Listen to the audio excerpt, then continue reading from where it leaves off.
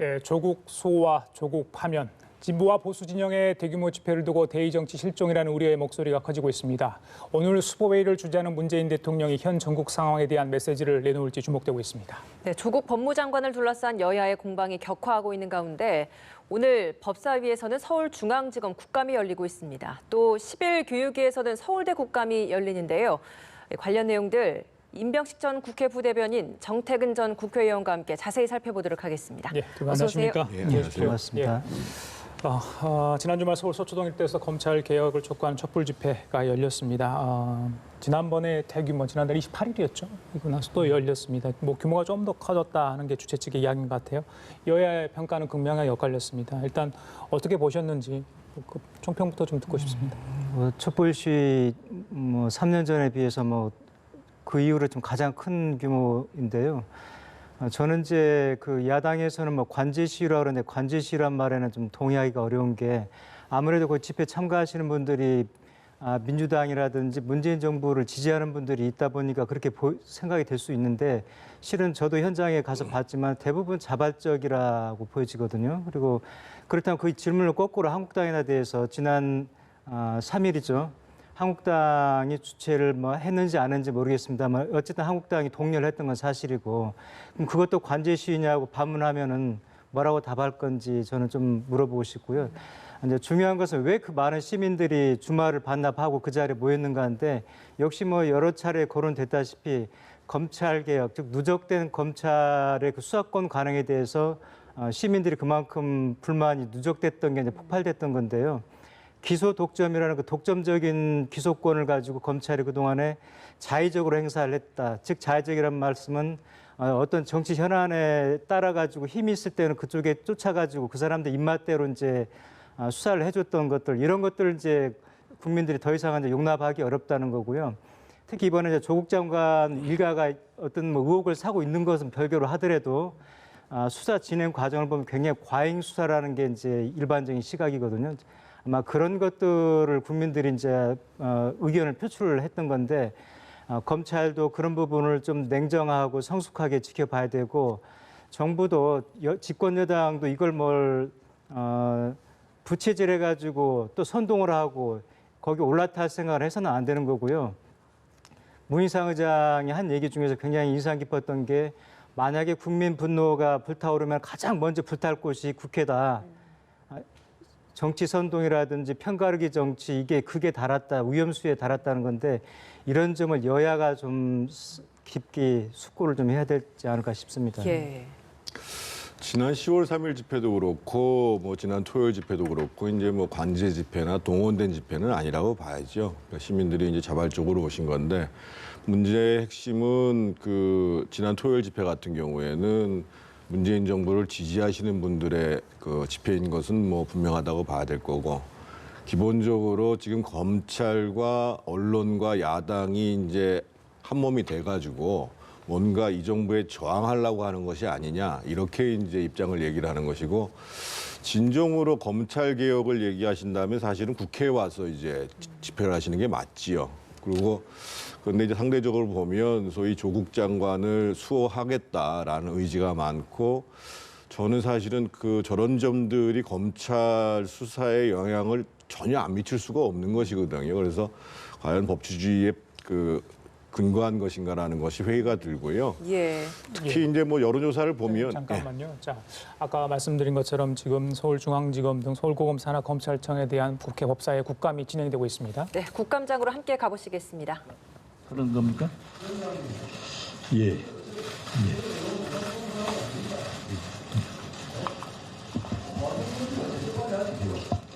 예.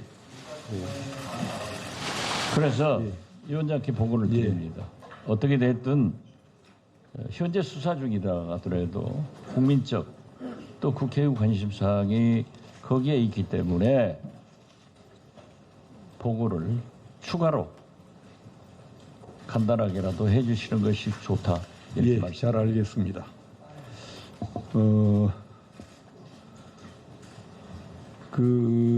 지금 말씀 취지는 잘 알겠는데요. 예, 됐습니다. 제가 진행하겠습니다. 예. 말씀 취지는 잘 알겠지만은 어떻든 수사 진행 중인 사건이기 때문에 보고를 안 하신 걸로 그렇게 이해가 됩니다만은 난중 질의 시간을 통해서 관련 질의를 해주시기 바랍니다. 나머지 검찰청 경우에 인사 말씀과 간부 소개만은 어디 받으시는 게 낫겠습니까? 어떤가요? 예, 간략히 받도록 하겠습니다. 업무 현황 보고는 이미 다 일괄했기 때문에 지금부터서는 관련 검찰청 검사님께서 나오셔서 인사 말씀과 간부 소개만 간략하게 해주시기 바랍니다. 먼저 서울 동부지방검찰청 조남관 검사장님 나오셔서 인사 말씀과 간부 소개해 주시기 바랍니다.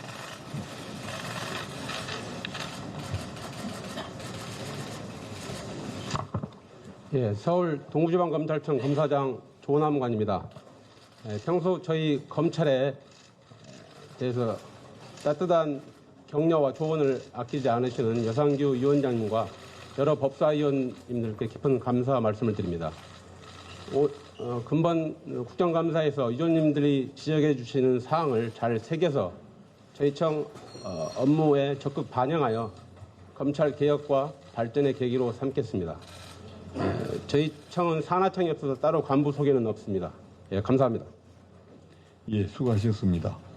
다음은 서울 남부지방검찰청 송사면 검사장님 나오셔서 인사 예, 말씀과 국회 간부 법사위 서울중앙지검과 서울고검에 대한 국정감사가 들어갔습니다. 잠시 전에 업무 현황 보고가 있었고요. 지금은 서울 동부, 서부, 남부, 북부지검장 인사가 있는 것 같습니다. 아까 전에 업무 보고 과정에서 박지원 의원이 했던 이야기가 있습니다. 서울지검 업무 보고에 조국 장관 수사 내용이 빠졌다는 내용을 언급을 했던 것 같아요. 보통 국정감사를 하게 되면 해당 기관이 먼저 업무 보고를 하고 시작을 합니다. 그래서 이제 서면으로도 제출을 하고 기관장이 나와서 이제 보고를 하는데 아마 이제 그 조국 중앙지검의 업무 보고 내용 중에 조국 장관 관련 그 수사 내용이 빠졌던 것 같습니다. 그래서 아마 이제 검찰 측의 입장에서 봤을 때는 혹시 이제 수사 그 기밀이 유출될 가능성이 있고 현재 이제 정경심 교수에 대한 두 번째 소환이 있었는데 아마 오늘 국정감사가 없었으면 아마 오늘도 소환을 하는 것이 불가피한 상황이기 때문에 그래서 이제 그 업무 보고를 안 한 것 같고 근데 그 아마 이제 지금 이제 그 여상규 위원장 의견이 거기에 대해서 그럼 따로 업무 보고를 하지 않더라도 질의 과정을 통해서 그 질문이 들어오면 답변하라라는 취지이기 때문에 어느 정도는 사실은 검찰에서 그 내용들을 확인해 줄 수밖에 없는 그런 상황이라고 봐야 되겠죠. 예. 정경심 교수에 대한 조사가 이루어지고 있는 곳이 바로 서울중앙지검입니다. 그리고 그곳을 오늘 국정감사를 하는 날이라서 많은 좀 관심이 집중되는 것 같은데 의원들 어떤 질의가 좀 나올 거라고 예상하십니까? 아무래도 먼저 기소된 게 지금 딸 그 입시 비리 문제 관련해서 표창장 위조 문제가 있죠. 그리고 가장 또 핵심이 집중이 되고 있는 게 지금 사모펀드, 일부 언론에서는 가족 펀드라고 그러는데 그 펀드의 실질적인 소유주가 정경심 교수인지 아닌지 아마 그 부분이 아마 집중이 될 것 같습니다. 그런 부분들은 사실 지금 수사가 진행 중인 상황이라서 답을 해줄 수는 또 없는 부분이잖아요. 그렇죠. 저는 그래서 이 국정감사장에서 저기 수사가 진행 중인 사항을 질의하는 게 맞는 건지 저는 좀 회의적인데요. 예. 국정감사 본래 취지에 맞게 법사위 소관을 그거 아니라도 할 게 얼마나 많습니까? 그런 걸 좀 다루고 이건 어차피 검찰에서 지금 기소가 됐고 수사 중이니까 검찰 수사에다 맡겨놔야지 이걸 국정감사장에서 질의를 하변들 어떤 질문이 나올까도 솔직히 회의적이라서 저는 좀 굉장히 비효율적이 아닌가 싶습니다. 예, 증인이 그렇다면 그 지난번에 있었던 압수수색 당시 자택 때 조국 장관과 그 해당 압수수색 팀장 맡았던 팀장급 그 수사 검사와의 통화 관련해서 문제가 있지 않았습니까? 논란이 있었기 때문에 그리고 최근에 이제 정경심 교수의 비공개 소환 문제 이런 것 가지고 논란이 됐기 때문에 혹시나 그 문제가 좀 집중적으로 질의되지 않을까 싶습니다. 그렇겠죠. 당연히 지금 만약에 그 민주당 쪽에서는 지금 수사가 과도하다는 점들을 집중적으로 부각시킬 겁니다. 그리고 이제 반대로 야당 쪽에서는 적절한 수사를 하고 있다. 그리고 굉장히 광범위한 그 혐의를 받고 있음에도 불구하고 모든 그 수사 진행이 사실은 특혜적으로 진행되고 있는 거 아니냐 이렇게 얘기할 가능성이 있고 검찰에서는 상식적 수준에서 얘기할 겁니다. 예를 들면 구속영장을 청구할 거냐 안 청구할 거냐 물어보면 수사가 일단 마치고 난 다음에 신병처리 문제에 대해서 입장을 정하겠다 뭐 이런 식으로 답변할 가능성이 큰데요. 어쨌든 뭐 국민의 관심이 집중돼 있기 때문에 조국 장관 수사 문제가 질의가 될 수밖에 없습니다만 저는 사실은 민주당이 그토록 검찰 개혁을 얘기를 한다고 한다면 실제로 가장 중요한 게 사실은 서울중앙지검을 비롯한 서울의 이 4대 지검에서 거의 전체 우리나라 수사의 거의 한 50~60%가 이루어진다고 봐야 되거든요. 그래서 제대로 사실은 검찰 개혁에 대해서 얘기를 해야 되는 것이 맞는 것이고 예. 반대로 사실은 자유한국당 입장에서 보면 왜 이번에만 이렇게 특혜적으로 진행되는가, 뭔가 청와대와 정부가 살아있는 권력에 대한 수사를 방해하는 것이 아닌가라는 것에 대한 질의는 불가피한 내용이라고 봐야죠. 예, 민주당 측에서는 또 피의 사실 공표에 대한 문제를 제기하고 있고 특위까지 만들었고 뭐 특별법도 제정하려고 하고 있고 또 해당 검사를 고발하는 상황까지 이르렀습니다. 이 부분에 대한 질의도 좀 있을 것 같거든요. 그렇죠. 그 피의사실 공표가 어떻게 보면 범죄인이라고 단정을 하고 여론 재판을 통해서 몰아가는 건데 굉장히 검찰 수사 중에서 굉장히 잘못된 관행 중에 하나죠. 근데 이번 같은 경우도 보면은 검찰이 압수수색을 했다는 사실은 추후라도 알 수 있단 말이죠. 누구라도. 예. 근데 그 자리에 있었던 그 압수수색 나온 검사하고 조국 장관하고 통화 내용이 유출됐다는 얘기는 누군가가 내밀한 사람이 그걸 밖으로 일러주지 않은 한은 알 수 없는 정보라는 점에서 일종의 그 피의사실 공표에 대해서는 국회에서 지금 현재 뭐 입법화도 하겠다 그러니까 그런 부분에 대한 뭐 논의가 좀 있을 걸로 좀 예상이 됩니다.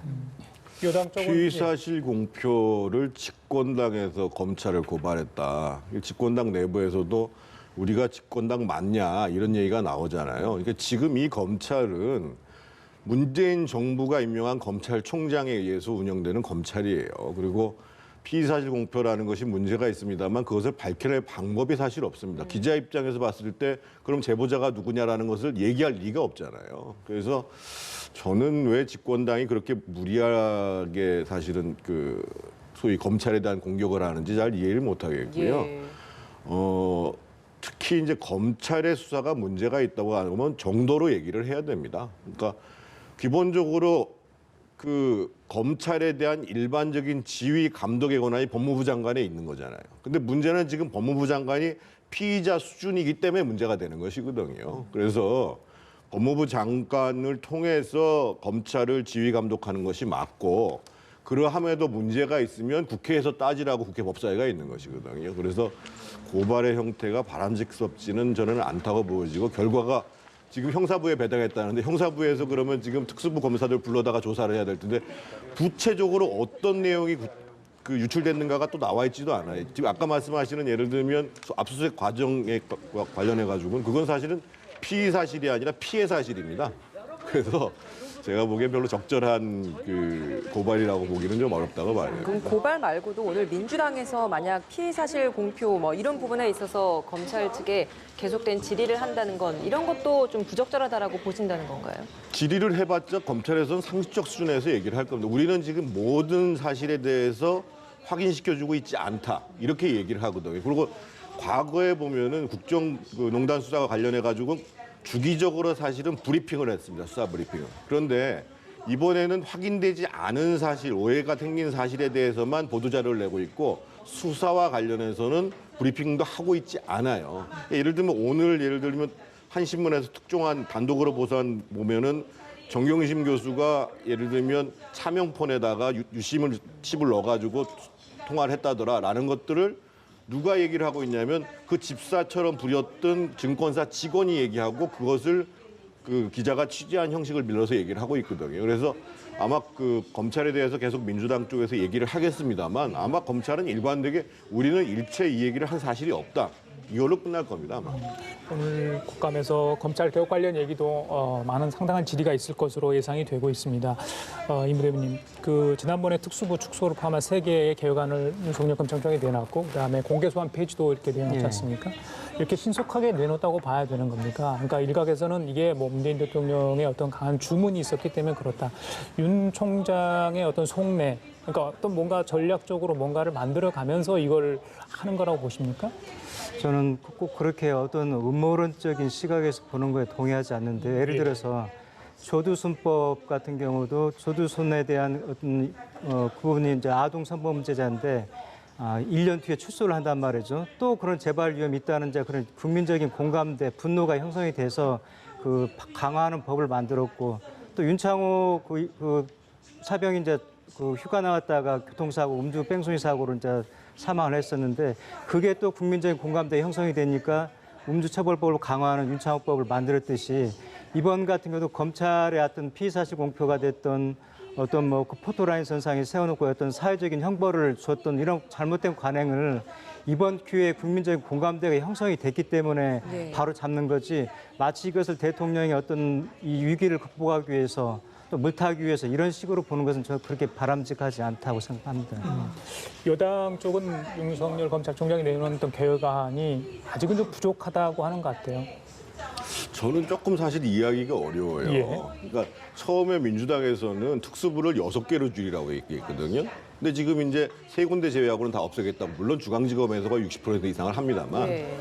그러면 그러니까 마치 지금 불만이 있다는 게 민주당의 말을 잘 안 듣는 거 아니냐 이런 식의 압력으로 받아들일 가능성이 크거든요. 그렇기 때문에 사실은 윤석열 총장 입장에서 보면 수사에 대한 외압들을 막아주기 위해서라도 계속적으로 검찰 개혁안을 내는 거거든요. 그러니까 검찰이 수사로 얘기합니다만 여론을 의식 안 할 수는 없어요. 근데 실제로 보면은 오늘 뭐 리얼미터 조사도 마찬가지입니다만 지난번에 이제 KBS 조사도 과도하지 않다는 여론들이 더 커져가고 있고 그런 의미에서 보면 윤석열 총장 입장에서 봤을 때는 여론의 절반 이상도 우리 수사를 온당하게 지켜보고 있다는 것을 보여주는 차원에서라도 검찰개혁 조치를 내는 것이고요. 지금 사실은 아마 그 민주당에서 더 요구를 하게 되면 우리가 충분히 검토할 수 있다. 그리고 제도적으로 한 것 국회에서 만들면 따르겠다. 이런 입장을 계속 견지할 거예요. 아마 검찰은. 그럼 검찰은 앞으로도 좀 더 추가적인 개혁안을 계속 내놓을까요? 결국은 수사권에 대한 압박이 아니라고 한다면 굳이 거부할 이유가 사실 없다는 거죠. 그래서 오직 이 조국 장관과 그 일가에 대한 수사는 수사 결과로 얘기를 하는 거고 지금 국민들이 봤을 때 합당하다. 뭔가 그동안의 수사 관행 속에서 뭔가 불합리하게 느껴졌던 분들에서 요구하면 우리 언제든지 받겠다. 이런 식으로 나갈 거예요, 아마. 정말 이걸 검찰하고 법무부하고 주도권 다툼으로 볼 일이 아니고요. 예를 들어 아까 그 포토라인 선상에 세우는 것도 93년도 1월 달이죠. 그때 정주영 회장이 선거법 위반 혐의로 이제 그 소환이 됐었는데 그때 카메라 기자들이 취재 경쟁을 하다가 이제 이마가 카메라에 찢어졌는데 그때부터 이제 포토라인을 설치해 놓고 일종의 약속을 누를 만든 건데 이게 지금 변질이 돼가지고 검찰에 들어오기 전에 우리가 김장 담글 때 보면 그 배추김치를 소금에다 절여서 한번 순을 죽이듯이 검찰 정사 들어오기 전에 사람이 거기서 일단 한번 망가져가지고 들어오는데 그런 잘못된 식으로 지금 활용이 돼 왔던 건데 예. 이제는 법무부 검찰을 떠나서 국회 차원에서 이런 잘못된 관행을 제도적으로 보완하고 개선하는 쪽에다 논의가 돼야 되는 건데 지금 패스트트랙도 지금 올라간 지 2달 다 돼가는데 아직도 한 번도 제대로 된 회의 한 번 안 하고 있거든요. 그런 식으로 이제는 어떤 이번 국민적인 공감대와 분노를 계기로 해서 잘못된 관행을 바로잡는 계기로 잡는 게 중요한 것이지 어떤 주도권 싸움이라든지 어떤 뭐 물타기라든지 이런 식으로 보는 것은 좀 곤란하다는 생각입니다. 아까 전에 비유는 피의자가 이제 포토라인 섰을 때 강한 압박감, 부담감을 갖는다 그런 정도로 저희들이 이해하고 넘어가겠습니다. 그 조국 장관 부인 정경심 교수 2차례 소환 조사를 했습니다. 뭐 다음은 뭐 조국 장관이다. 뭐 일각에서는 그런 얘기도 있습니다만은 영장 청구 그리고 발부 여부에 따라서 조국 정국이 사뭇 달라질 거다 이런 뭐 관측은 지배적인 것 같아요. 뭐 일각에서는 언론 보도가 이제 불구속 기소할 수도 있다 정경심 교수에 대해서. 근데 저는 구속영장 청구를 할 거라고 보여집니다. 왜냐하면 지금 나와 있는 혐의가 굉장히 광범위합니다. 예를 들면 뭐 자본시장법 위반, 뭐 특정경제가중처벌법 위반 등 뭐 심지어는 이제 지난 그 주에 고발된 내용은 뭐 뇌물 횡령도 있는 내용들이고 그래서 검찰 입장에서는 무엇보다도 저희가 구속영장 수사를 저는 개인적으로 반대합니다만 이게 범죄 혐의가 소명이 됐고 그런 속에서 증거 인멸의 우려가 있거나 도주의 우려가 있거나, 근데 도주의 우려는 없죠. 근데 지금 정경심 교수는 아주 예외적으로 피의자 본인이 증거 인멸을 한 것뿐만 아니라 제3자를 시켜서 소위 증권사 직원을 시켜가지고 사실 인멸을 교사했단 말이에요. 그래서 이런 경우는 사실은 뭐 구속영장 청구가 불가피한 상황이고 지금 특히 별로 수사에 협조적이지도 않고 조국 장관 소환 문제는 저는 뭐 반드시 소환할 거라고 보여집니다. 지금 혐의를 받고 있는 것은 두 가지죠. 공직자윤리법 위반. 그러니까 정경심 교수가 자본시장법을 위반하게 되면 거기에 따라서 공직자윤리법 위반을 하는 것이고 지금 이제 사문서 위조에 대한 혐의를 받고 있는 거예요. 그래서 저는 조국 장관에 대한 소환도 불가피할 거라고 보여지고 다만 조국 장관은 자기가 그랬습니다. 예를 들면 조윤선 장관이 검찰 수사를 받을 때 장관직을 갖고 받을 거냐고 얘기했단 말이에요. 그럼 거기에 대해서 답을 해야 되는데 이제 와서는 또 사법조처를 다 기다려보겠다 이렇게 얘기를 해서 이 조국 장관의 이제 그 언행의 불일치를 우리가 언제까지 지켜봐야 되는지가 참 우려스럽습니다. 예, 범죄 사실이 좀 소명이 돼야 되는데 다툼의 여지가 남아있다라고 하면 또 영장 발부가 되지 않을 가능성도 있다라는 시각도 있더라고요. 좀 어떻게 전망하시나요? 아마 검찰에서는 고심이 깊을 수밖에 없죠. 앞서 말씀하셨던 것처럼 서초동 검찰청사 앞에 모인 시민들을 뭐 전혀 무시할 수는 없는 거고요. 그런 것들이 이제 직간접적으로 심리적으로 부담을 갈 텐데 저는 이제 이 법권을 좀 분리를 해서 좀 봐야 되는데 검찰 개혁은 검찰 개혁으로 분리를 하고요. 또 정경심 교수를 중심으로 한 조국 일가의 잘못된 책임을 물을 게 있으면 수사로 책임을 물어야 되는 거고 조국 장관은 이제 어차피 대통령 임명권을 행사를 해서 장관직에 취임을 했으니까 법무부 장관으로 자기 일을 수행을 해야 되는 거죠. 그리고 다만 배우자가 지금 현재 기소가 됐는데 이 기소 단계도 지금 부담이스러운데 이걸 넘어서 가지고 이제 구속 기소가 된다든지 뭐 이렇게 되면 이제 그건 조국 장관이 이제 누구보다도 아마 신중하게 판단할 문제가 아닌가 싶습니다.